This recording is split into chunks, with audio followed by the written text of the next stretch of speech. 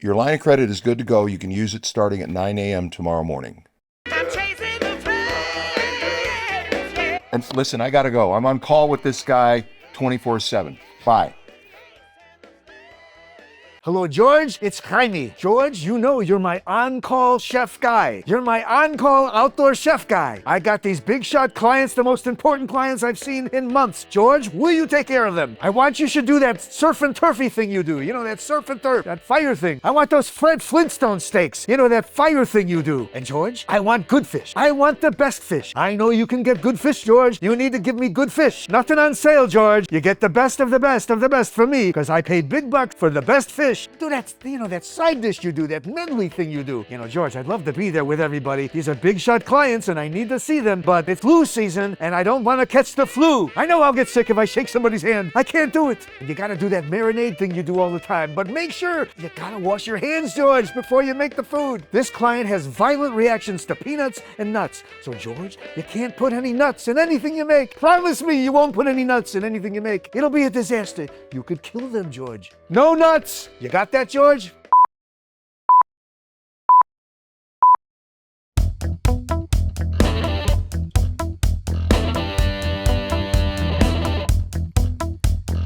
Mountains bold, a mile high. The Rio mirrors a clear blue sky.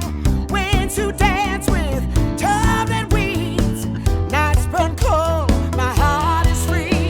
I'm chasing the flames, chasing the flames. Chilies grow across green fields. Hot sun glows, a dream so real. Slicing, dicing with a flare. Anticipation in the air. I'm chasing the flame, chasing the flame.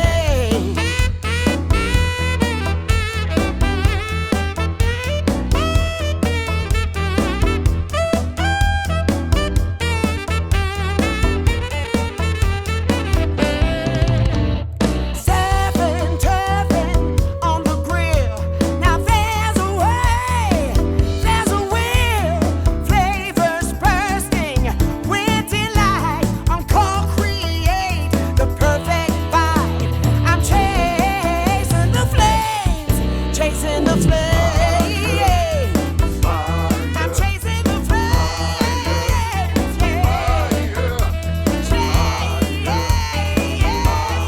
Chasing the flames. I'm chasing the flame. I'm chasing the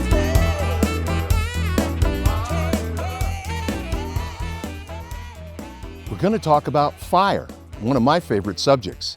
It was originally thought that 300,000 years ago was about the limit where humans began to discover and use fire. As they did that, archaeologists said this is what happened to the human body. They started cooking protein, our brains grew, and guess what? They were wrong. That physiological effect is real, and that did happen, but it happened almost 2 million years sooner. 2 million years! A long time, even for us. But if it's been 2 million years we've been working with fire, then guess what? It's got to be in our DNA. And there's something more. Fire is flavor. We've got to remember that going forward. It's all that protein being kissed by those flames that adds another dimension of flavor to what you're cooking. But remember, 2 million years, that's a long time. So we know how to use it, we just have to remind ourselves because it's in our DNA.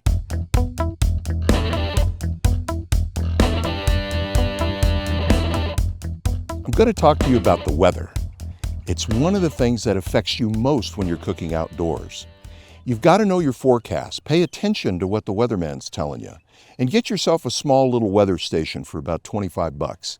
It'll tell you the barometric pressure, the humidity, the temperature.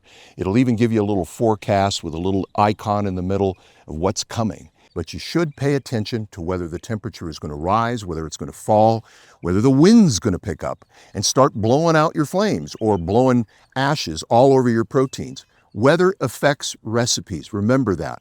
So pay attention to the weather and trust your weatherman. If you don't trust your weatherman, then you're stuck. You got to trust somebody when it comes to weather.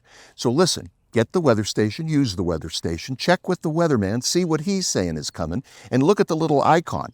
You've got to know what you're facing. Weather is key.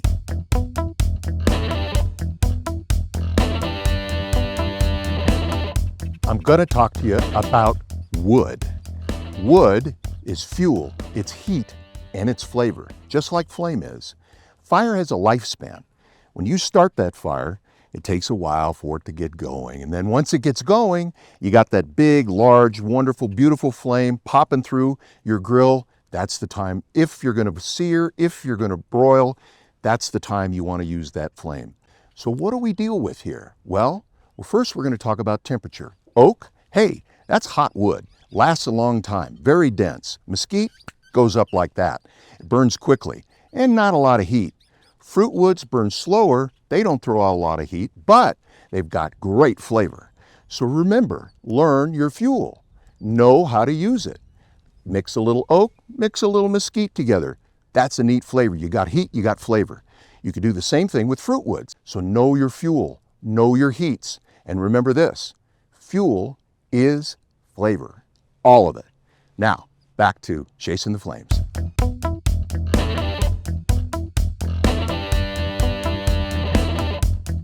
This is the Santa Maria grill. Now, these things can run anywhere from $3,500 to $10,000. But in this case, I went and bought this Argentinian grill bucket for $279. And then one of our producers, Phil Fulham, and myself, I told Phil what I wanted to do was convert this with a Santa Maria feature. So he's a brilliant engineer, and he came up with this little device here so we can raise and lower it. We're going to light this fire. We're going to talk about when the lifespan of this fire is going to be perfect for us to sear on it, okay? We're going to sear a couple of different proteins, but what's most important is here we've got kind of a semi-cloudy day. The sun's been out. It's not been. When we start this fire, we're going to watch it very carefully because there's a point in time I'm going to point out to you that is the sign that tells us we're approaching the peak. So we use these wonderful little fire starters down here that help us accelerate things, which I absolutely adore, can't live without, any stretch of the imagination. Okay, one more here, one more there we go. Got me. Too fast. I'm too slow. There we go. All right, now watch this thing go, he says as it dies out.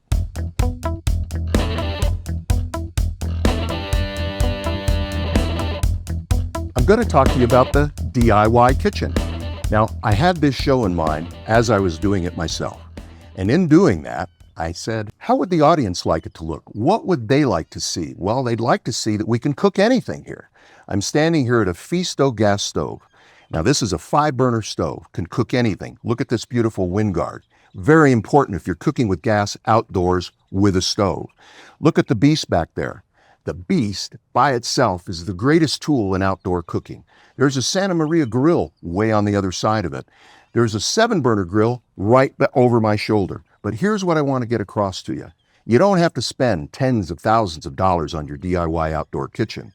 Out there, we're working on Everyman's Kitchen, where I repurpose some of the things that were here before and spend a few dollars on maybe 1 or 2 items. There's a skillet, there's a small grill, there's even a large heat element where you can boil, you can roast, you can do a lot of different things with that big gas heat element out there. But what you want to know most is that you want to have access to the outdoors with a few of the utensils. You don't need all the apparatuses you see here.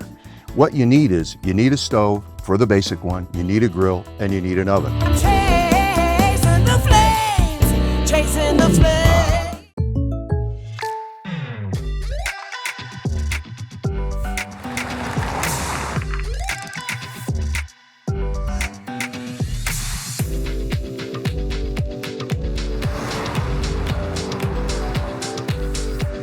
For your surprisingly great rates, contact your local State Farm agent today.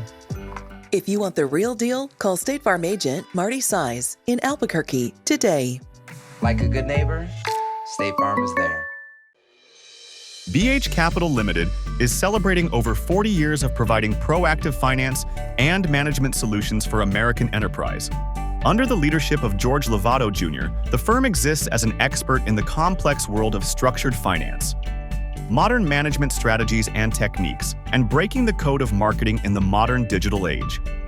Through its ability to lend or invest singularly or in conjunction with other institutions or investors, American Enterprise has been able to resolve many of the complex issues surrounding corporate finance as a result of BH Capital's participation. Having assisted and advised many top American corporate executives, BH Capital Limited is a driving force in American management consulting and advisory engagements. Find out more by visiting bhcapitalltd.biz.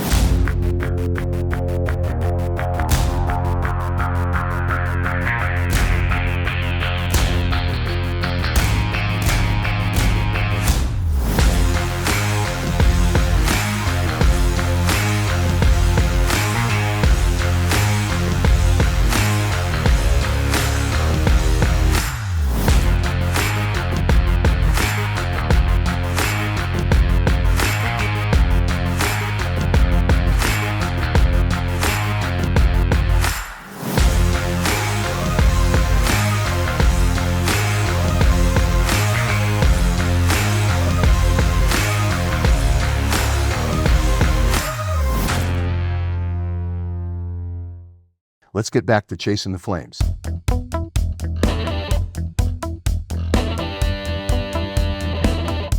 Kind of a mundane subject, sauces, but not really. Sauces are exciting. They complement your proteins. We've got a marinade reduction for our big Fred Flintstone Tomahawks.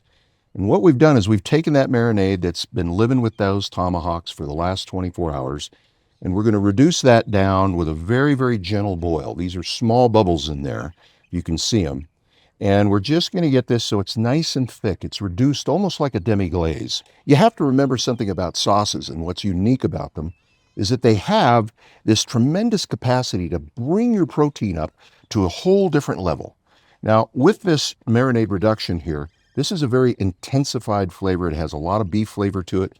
This was the Korean barbecue sauce with some Thai chili sauce added to it, salt, pepper, a little bit of ginger, a little bit of garlic. Oh, look how thick and luscious that is.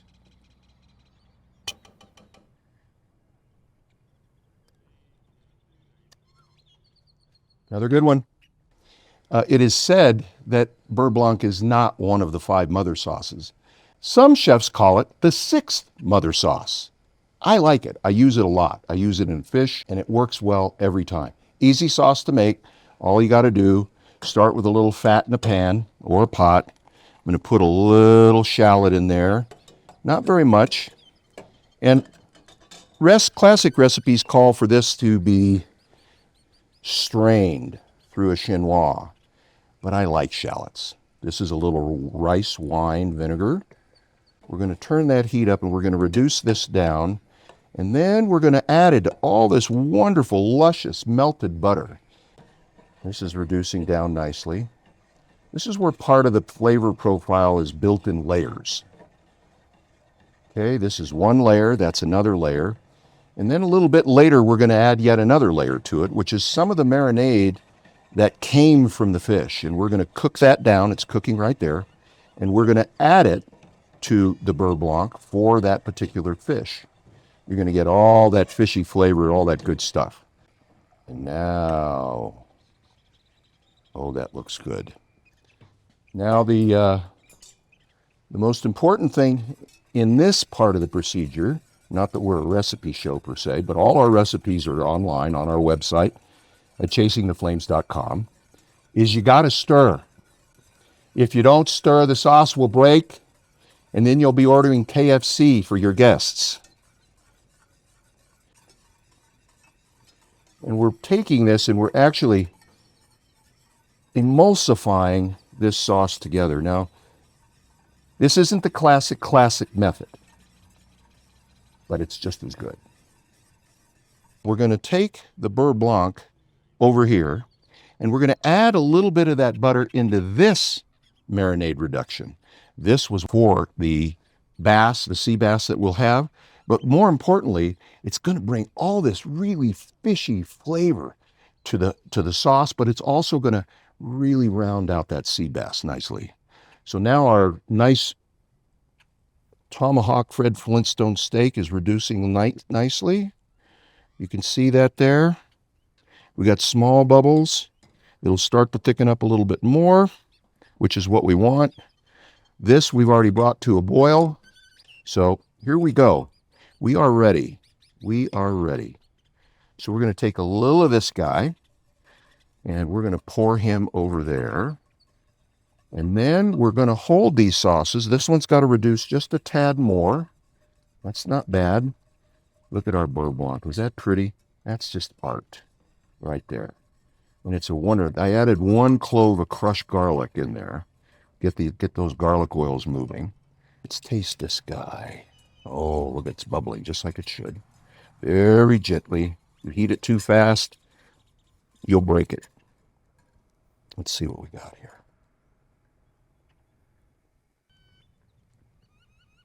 Oh, that's wow good. Very good stuff. There we go. I think that's doing a nice job now. What we're going to look for now is we're going to look for these little teeny tiny bubbles. And when they show up, we've got it. We're going to take it off the heat and we're going to hold it. And it holds well. Not on heat, indirect heat, maybe 3, 4, 5 inches away. Leave a burner on, let that heat radiate to the outside of the pan. Okay, see these little bubbles now? Starting to look a little foamy. This is looking good. There it goes. Look at all that foam. We're just about there. Come on, baby. You're almost there. Come to daddy. Perfect. Okay, we got it. Sauces.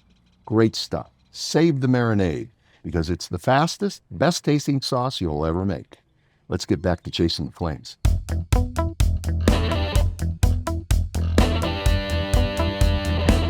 I'm going to talk to you about fresh ingredients. Look at this. This is gorgeous. Just got all of these ingredients this morning. They're fresh. They were just being put up on the shelf at the grocery store. This is Jonathan O'Gean, classmate from culinary school. He's out here finishing this dish off. This is the vegetable medley. There's shiitake mushrooms, fingerling potatoes, an array of different peppers, tomatoes, onions, and now we're adding a little celery. All of this is going to cook together. We're going to spice it together, and then we're going to throw it in the beast. And I'm telling you, it's going to cook real fast, but when it comes out, it's going to be wow good. Let's get back to chasing the flames.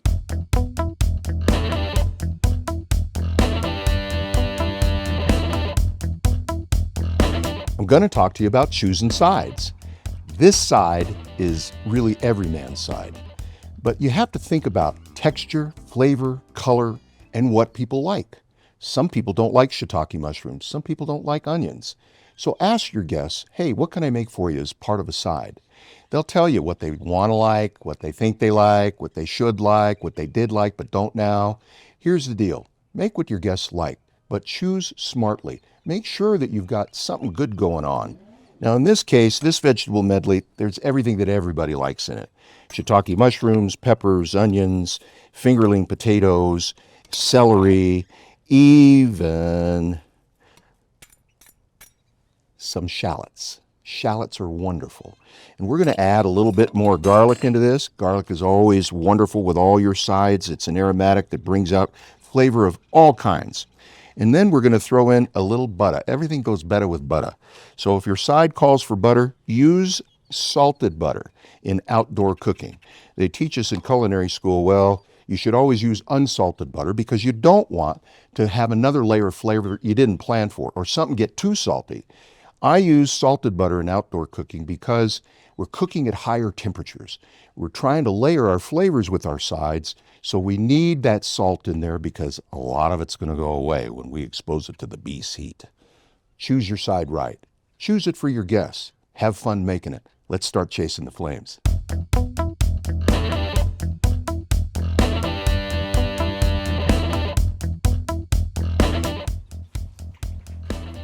Here we go in the beast. This is at about 750 degrees.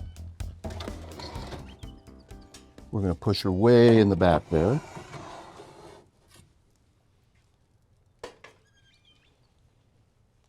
The beast, ladies and gentlemen. Something that can get up to 1,000 degrees. Respect flame, remember? This son of a gun is the best device, the best appliance I've ever used. It brings flavor, it brings instant heat, and it brings that heat 3 different ways. This is a living, breathing monster. This is a conduction as well as a convection as well as a broil, or radiant heat as we call it. That radiant heat over the top is one of the most beautiful things you'll ever see. But it cooks, and it cooks at high temperatures. You have to be careful. Remember, we talked about safety. Have a good pair of oven gloves. These go way up my arm so that I don't burn the hair off my arms again.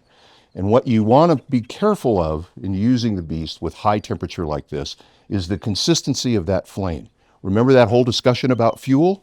Fuel is king, boys and girls. So listen, take care of your beast, clean it out, keep it clean, keep it looking nice, take care of it. If you get too many cracks on the tile, replace them. But remember, high heat, it needs to be respected.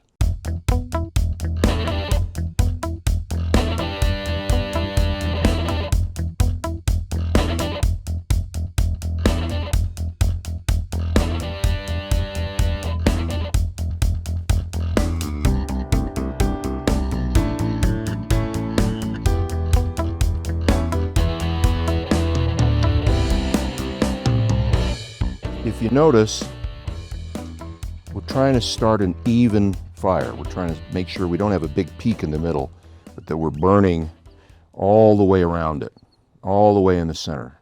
One big flame is what we're making. Now, if you'll watch, you'll see those flames are starting to kiss the grill itself. That's a good sign. And this is the whole reason we came up with the name Chasing the Flames. One day we were out here cooking some steaks, and the fire was right at its peak, but it was sort of dying down a little bit. You know, the flames were about this tall. And I said, we've got to chase the flames down a little bit.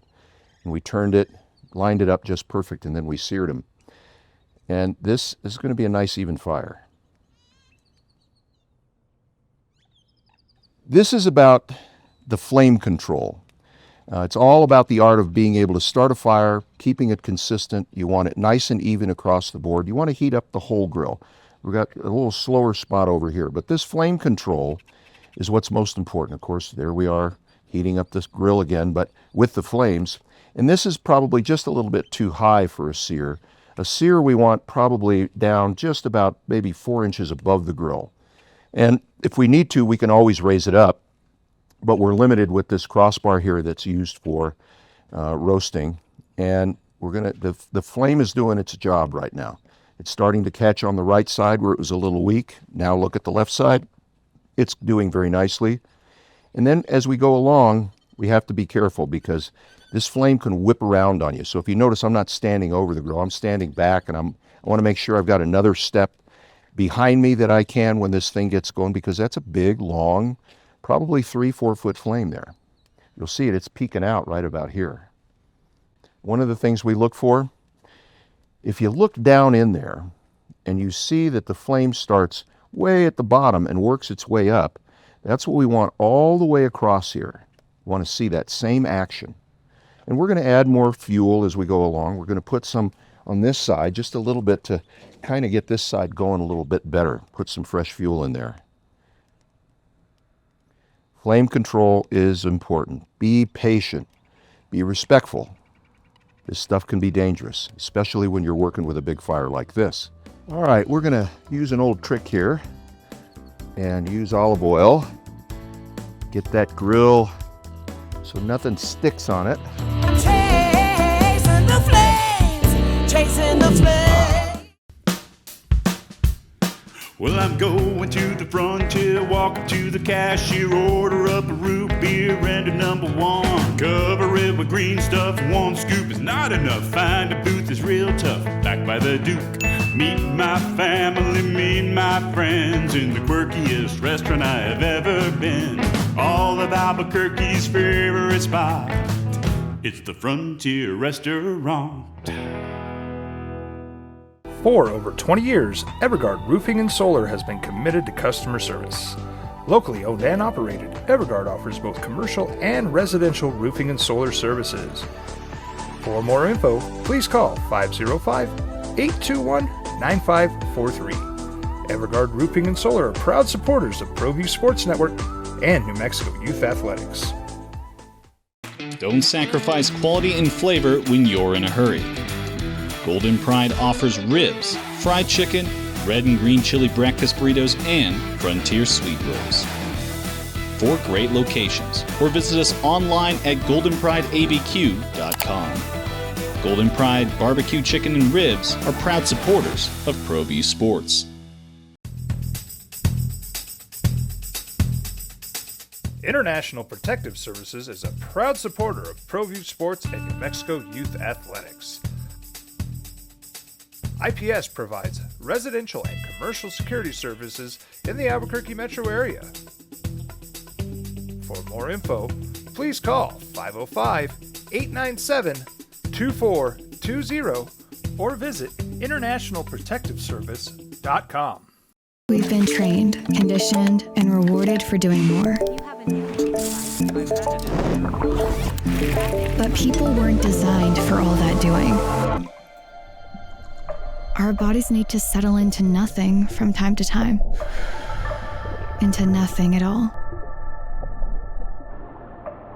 In a world obsessed with doing more, we invite you to undo. Let's get back to chasing the flames.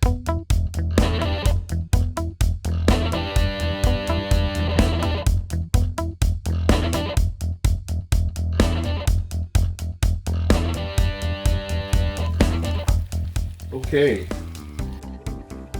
here we go. This is our vegetable medley. We're going to give it a nice stir. Make sure we've got enough liquid in here. Look at that char. We're mixing that char in. Look at that liquid on the bottom. Some of that is coming from the vegetables themselves. Some of that is what we put in there, the wine, which we're going to add a little more red wine now to this dish. Look at that. Look at that. Look at those shiitakes. Look at these spudleys here. They're getting close to getting done. And now what's important is we just even this out. Flatten it out. Level it out. Reason is you want that char to cook evenly. Let's get this guy.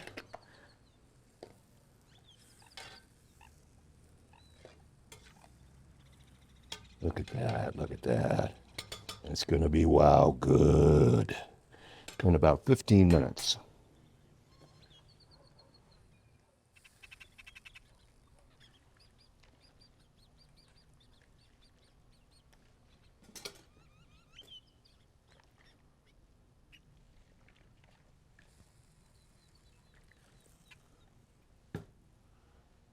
Little Moroccan, extra virgin, first press olive oil. And this olive oil also comes from a specific geographic place where all of the olive trees are the same genetics.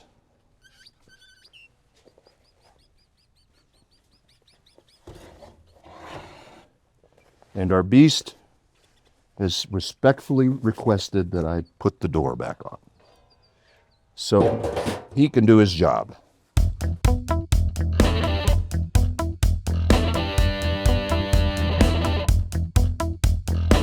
Oh, that's looking pretty.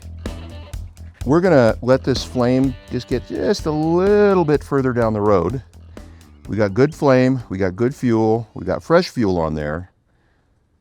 And now comes the sear of sears. This is a hard steak to sear this way, but these flames are looking just absolutely beautiful. And we're gonna do this the old-fashioned way, because these Fred Flintstone steaks weigh a ton.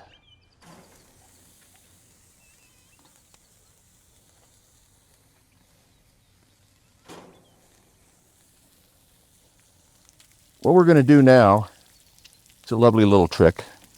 Rosemary. We're going to burn some in there.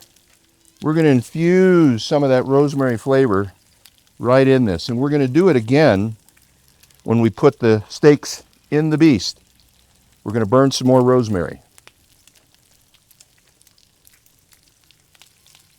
Part of the sear is how it sounds. And I can tell you, this is the way it's supposed to sound. Smelling that rosemary? I'm getting a pretty good whiff of it right here. Look at those flames. You look right there. That tells the story. That's how far the flames are coming up. That's right where we want them. That's anywhere from about 3 to maybe tops 5 inches. Smell that rosemary. Wow. Look at that sear, muchachos and muchachas. There we go. Woo! Getting a little smoke. I know.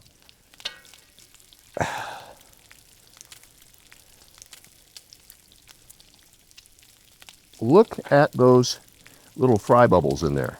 That tells you we hit the right temp.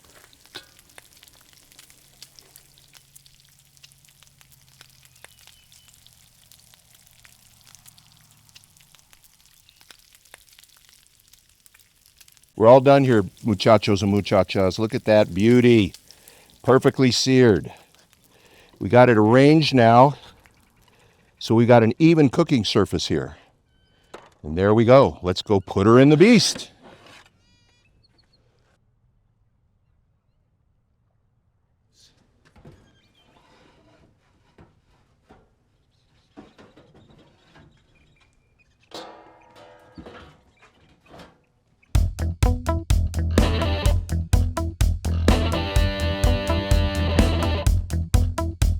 Hi, I'm Buford Tiberius Pugh.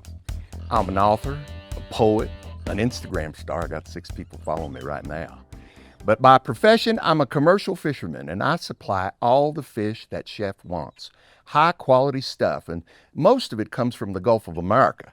Gulf of America, I love saying it. But Mr. President, it's not on any maps yet. It's a little confusing. I got some high quality fish here for you. I got some out of the Gulf of America, but I got some out of Peru, and I need to talk to you about that. This is sea bass that came from Peru. Now, I need to tell you about them people down in Peru. First of all, they got the best fish, and they got the best food you can imagine. And they kind of coax you and bribe you a little bit. And they make you do anything they want, sexually, if you know what I mean. You got to be careful with them Peruvians, but it's delicious food and wonderful fish. I got 2 different salmons here. I got a king salmon. It's got rich fat in it.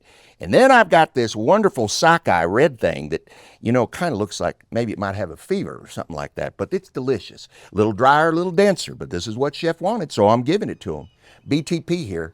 Hey, see you again.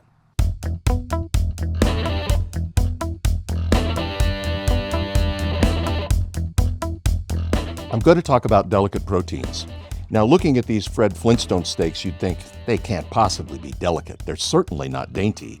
Well, let me explain something. This beef, this thick, is hard to cook right, and you have to watch it. These, on the other hand, are very delicate.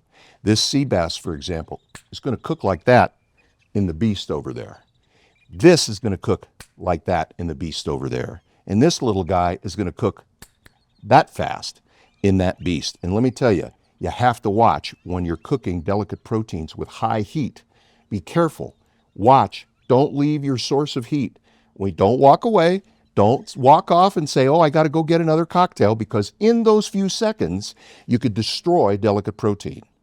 So remember this. Even though it doesn't look delicate, it is. And when it does look delicate, it certainly is. Let's start the fire and let's start chasing the flames. Chilies grow across green fields, hot sun glows, a dream so real. If you'll take a look at these steaks, they have a nice sear all the way around. These steaks were marinated for 24 hours. The marinade is nicely caramelized. And normally when you talk about bark, you're talking about something that came out of a smoker. Well, we use flame and smoke at the same time, and it creates this wonderful bark ring all the way around the meat. Now, remember, we used rosemary. We burned rosemary in the fire, and boy, did that do a number. That packed this steak full of flavor and this wonderful bark ring all the way around it. That meat is cooked perfect. It's towards the rare. The caramelization of all that marinade is on there. We couldn't have hit the temperature any better than this. And it's now, wow, good.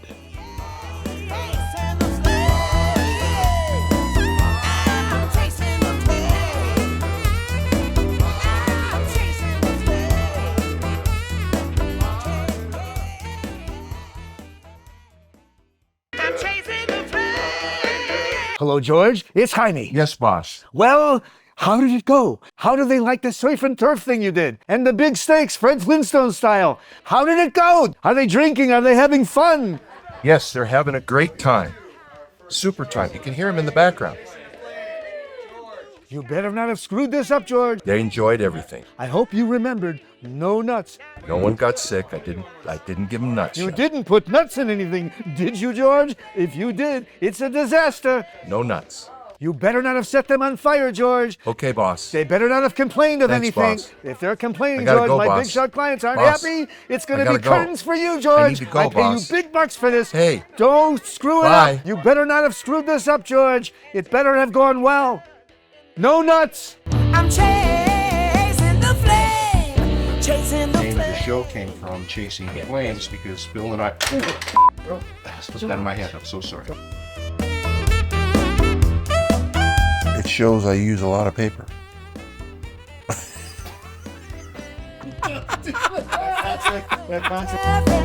On the grill, now there's a way. Every meal starts with